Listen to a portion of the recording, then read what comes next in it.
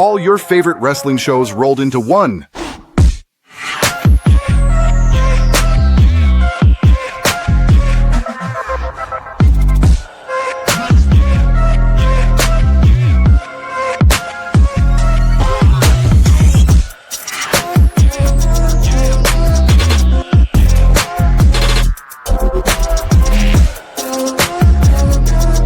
Welcome to the We Book It podcast. Let's start the show. Hello and good evening, everybody, to another edition of Monday Night Raw Dog. I am your host, Coach, and it is, once again, a privilege to be back here talking wrestling with each and every one of you. I am very happy that we get to do this show and recap Monday Night Raw, especially since we are on the road to WrestleMania and the storylines for matches are picking up. But now the question is, did they deliver? And that's what we're going to go talk over tonight. So we kick off Monday Night Raw from Seattle, Washington, with Adam Pearce in the ring calling out Seth Rollins saying, hey, we need to have a conversation. Only then did a bunch of masked men come out into the ring and surround Adam Pearce, one of them then revealing themselves to be Seth Rollins. Adam Pearce, not a fan of that, but he says that he is wanting Seth not to go after the Vision solely because he is not physically cleared, that being Seth Rollins. But, of course, that causes the Vision to come out now with no Braun Breaker, no Bronson Reed, no Paul Heyman. It is only Logan Paul and Austin Theory.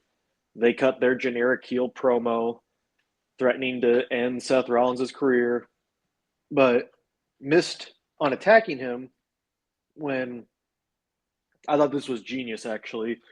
Seth Rollins put the mask back on, and then he clapped his hands like a quarterback, calling for the ball, and just a mad shuffle of the masked men just started going back and forth, and eventually they all scattered out of the ring. Well, as that happened, LA Knight then came to the ring, followed by the Usos, and they sent down Theory and Paul. I'm going to be honest, though, besides that cool little spot with the masked men doing the runaround, which I really found that one funny, not a whole lot came out of this. It leaves more questions than answers. And then, of course, throwing in the Usos and Knight, that just was to add physicality to the segment. It just didn't hit like it should have, especially after last week, how red hot it was opening up with that segment. I don't know. It just felt lackluster, like I said, and I am curious to see how the story goes. It's not looking great, though, but we shall see. We get to our first match of the evening, which is the number one Contenders Gauntlet match for the Women's IC Championship. Featured in it was Asuka, Ivy Nile, Io Sky, Raquel Rodriguez, Lyra Valkyria, and Bayley. Sky and Valkyria started out. Valkyria got some really good moves in. Unfortunately for her, Io then out-wrestled her, and then that brought out Raquel Rodriguez next. And, of course, with Raquel was Liv Morgan, and as she was distracting Io, Stephanie Vicaire came out and distracted Morgan, which then caught the distraction of Rodriguez, and then Io Sky ended up eliminating Raquel. Ivy Nile then quickly came out and pinned Io Sky right out of the bat, which caught everybody by surprise. And Nile even did a mocking gesture of Io's celebration after she pinned Io. That brought out Asuka with Kairi Sane. Asuka made work of Nile. And then, I got that backwards. Bayley came out next, and despite Ivy Nile getting some really good spots in and actually holding Bailey up top for quite some time, that really got the crowd involved. Bailey did hit the Bailey to belly and pin Nile. That led to Asuka coming out with Kairi Sane. A lot of back and forth between these two. And right as Kairi Sane was going to distract Bailey, Lyra comes out and takes out Kairi. That allows Bailey to get to Asuka and pin Asuka for the #1 Contender Championship. So she is going Bailey versus AJ Lee for the Women's Intercontinental Championship. That'll happen next week on Monday Night Raw. And I mean, a lot to take away from this. First off, you give us a great opening with Io Sky and Lyra Valkyria, and then you just go to immediate commercial break. Rude. First off, very rude. Secondly, the Judgment Day storyline. Getting interesting because Liv Morgan inadvertently cost Raquel another championship opportunity. The big takeaway from this was Ivy Nile's showcase. So it looks like they're trying to get her back into the singles category and not have her worried so much about being with the Creed brothers. So I do find that interesting. And then, of course, Bailey and Asuka to cap off the Gauntlet. That was a great choice. And it's an interesting matchup next week. Bailey and AJ, good friends. It could be a good one. I'm curious to see how that's going to go next week. But all in all, I thought the women's Gauntlet match was very, very good. We go to our next match, which is a Intercontinental Championship match between Penta and the original El Grande Americano. Well, it was supposed to be. Here's what happened. Backstage, as the original El Grande Americano was warming up, Danhausen showed up and was trying to just be friends with him, trying to get the lay of the land. And while the original El Grande Americano wasn't rude, he was saying, hey, I need you to go away for a second. Like, it wasn't Dom rude, but it was more just like annoyance. Well, Danhausen didn't like that and put a curse on him. Turns out, as soon as Penta's in the ring and the match was getting ready to start, the second El Grande Americano, a.k.a. Ludwig Kaiser, came out instead. And that led to some confusion. But either way, it highlighted a very, very solid match, competitive match back and forth. Good in-ring chemistry between these two, which I kind of found surprising. They made this Americano look strong. I'm assuming going into, I'll get to that here in a second. But it was a beautiful, actually got me out of my seat, springboard Mexican destroyer that got Penta the victory. So Penta gets his first title defense accomplished by beating the secondary El Grande Americano. This then leads to next week. It'll be the original El Grande Americano versus El Grande Americano. And I do believe that somebody's going to lose a mask in this contest. My guess, we're going to finally see Chad Gable. But we'll see. But other than that, I thought really good match. Really solid first defense for Penta. I want to keep seeing where he goes going forward. All right, our next segment. Dominic Mysterio hits the ring, still angry about losing to Penta, demanding a rematch, and blamed Finn Balor for the loss. Balor came out with JD McDonough, made his way to the ring to confront Dom. He said he had told Dom to spend years, he has spent years trying to protect him, but sometimes he has to learn to fight his own battles. And then he went low, Finn Balor did, and said maybe his dad was right about Dom and that he was a spoiled little prick. Dom then cheap shot Finn. Finn then hit a Pele kick and threw Dom into the corner.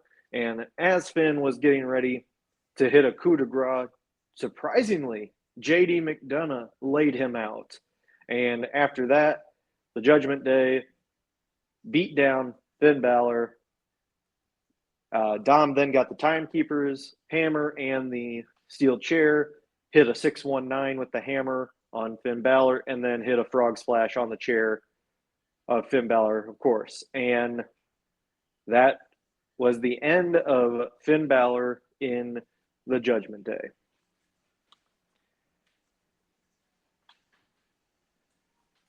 There's a couple of things about this segment. First off, I thought it was really, really good how they executed it. Storyline wise, though, I'm a bit confused, not just with JD betraying Finn, because the commentary was trying to sell it. I don't think they did a good job of that. I think they could have done a little bit better job there. But I'm thinking about Raquel in that situation. Numerous times she has been screwed over by Liv, and she just naturally went right after Finn. And I have an issue with that, because shouldn't Raquel feel the same way? And this is where this segment did its job. It's making me feel this kind of stuff for the characters. And when that happens, that means that they are doing the good job of storytelling and making you buy into the storyline itself. So that's where I think this segment executed perfectly, but I still think that storyline-wise, there could be something better. I might have contradicted myself there, but at the same time, I do have a little bit of issue with how each person was acting. But if we're just talking Dom and Finn, I thought it was executed perfectly. The issue is, can they build off this? Can they build off of this? We go to our next match, which is Oba Femi versus Rusev. The long-awaited match between these two. We've been waiting about 2 or 3 weeks for this. And as Rusev kind of got things started, he was going back and forth. He was exploding into the match, getting the upper advantage. It wasn't until Oba got the upper hand and quickly made work of Rusev.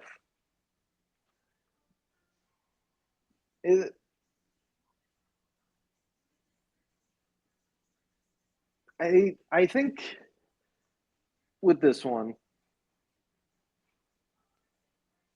it wasn't perfect. It wasn't going to be a 5-star match. Selfishly, I kind of wished it was, but that's just me. But it got the point across that even if Oba is not out there destroying people in 2 minutes, he can still, even when he's being under attack, he can still flip the switch and dominate no matter who the size is. Conveniently, Michael Cole talked about Brock Lesnar being on Monday Night Raw next week. Do they pull the trigger with Brock and Oba before WrestleMania? We'll have to wait and see on that one. We go to our final segment. So I guess technically that was our main event, Oba and Rusev. CM Punk hits the ring, and I'm going to be honest, it was very awkward the first 3 minutes because Punk, I think, was expecting some boos after what he said about Roman's dad last week. But the crowd was still cheering, and even Punk acknowledged that. But there was a lot of dead air with Punk's promo, and people aren't going to talk about that, but that kind of set the tone for me of I don't know where this is going, and I'm already kind of lacking on the execution. He did finally get into his promo talking about how he will make Roman Reigns finally respect him, that he helps people level up, and that he sank to a new low last week by bringing up Sika. The Usos then came out to the ring, demanded an apology. Jay was, I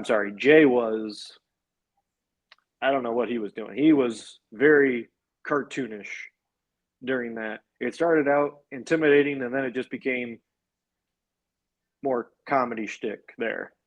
Jimmy, on the other hand, played the calm persona, but yet still being forceful with what they wanted, which basically was just apologize because Punk disrespected his family. Their family, I should say.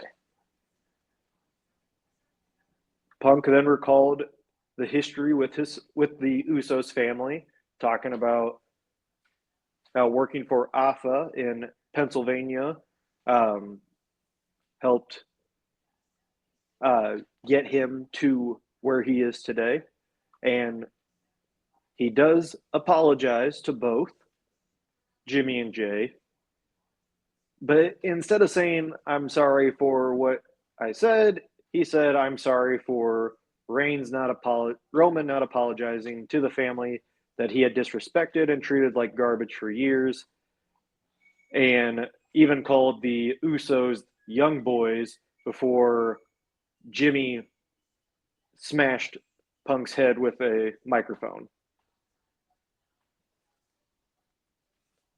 Here's the good and the bad from this. Again, I thought it was very awkward start because he was pandering to the crowd to try and get them fired up for it. He had to mention the Seahawks just to get the crowd going. That's not a good sign. And I'm going to sound like a hater with this, but if this was anybody else, I think everyone would be saying the same thing. If you have to bring in the hometown for a cheap pop like that, that means people aren't invested in what you're going to say. But Punk did have some good points, reminding people that the World Heavyweight Championship was created because Roman did not defend the WWE Championship that much. So, good call there. But the real star in this was Jimmy. The calm and logical approach with respect carried so much more weight than whatever Jay was doing. But after this, again, people are going to talk about this and say, what a wonderful segment this was to end. I did not like it one bit. I thought, if we're thinking storyline-wise, yes, you advanced it. Good job. After that, though, it was just it wasn't much. I don't know. It just didn't sit well with me, and I think it was the beginning where Punk pretty much took a minute to look around the ring and then try and get the crowd involved in the segment. It just wasn't good. It wasn't good as I thought. And I know that's going to be a hot take with people online, but I just did not like that segment one bit. It advanced the storyline, sure, but it just wasn't that good. It wasn't that good. So a little disappointing of Monday Night Raw. They had some good moments. The women's division shined the most with that Gauntlet match, and Penta and El Grande Americano put on a great match. Got to give love for Oba Femi once again. And then Jimmy also stepping up strong. Storylines move forward for WrestleMania, but the going forward, how are they going to do this? Because you're still leaving a lot of question marks, which you kind of do want those question marks to keep the fans intrigued. But I think you're bringing logical question marks that have been skipped over. And maybe I'm nitpicking, but that's just kind of how I feel about that. But overall, I give the show probably a B minus. I think there was some good. The highlights favored the lowlights for sure. But that's going to wrap it up for me here. Once again, thank you to everyone tuning in. Don't forget to like, share, subscribe, leave reviews on all of our content here at the We Book It podcast. I want to give a special shout out to Virgil for being my producer tonight, filling in for Big Daddy C, who is having internet troubles. Hopefully he gets that figured out for next Monday. But until then, we'll see you next week on another edition of Raw Dog Monday with me, your host, Coach.